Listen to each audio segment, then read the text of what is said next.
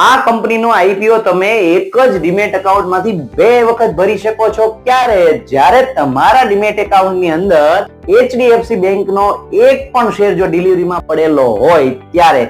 કારણ કે આ આઈપીઓ ની અંદર છે શેર હોલ્ડર કોટા સિસ્ટમ, જેના કારણે તમને એ જ આઈપીઓ માં 2 એપ્લિકેશન કરવાનો હક પ્રાપ્ત થાય છે. એક નોર્મલ આઈપીઓ ની જેમ રિટેલર્સ કે એચએનઆઈ નું ફોર્મ, અને બીજું શેર હોલ્ડર કોટા દ્વારા એટલે કે જૂના શેર હોલ્ડર તરીકેનું તમે ફોર્મ ભરી શકો છો. આનો સૌથી મોટો પ્લસ પોઈન્ટ એ છે કે નોર્મલ વ્યક્તિઓ કરતા તમારા આ આઈપીઓ લાગવાના ચાન્સ વધી શકે છે, કારણ કે એક જ ડીમેટ એકાઉન્ટ ઉપર તમારા 2 ફોર્મ ભરી શકાય છે.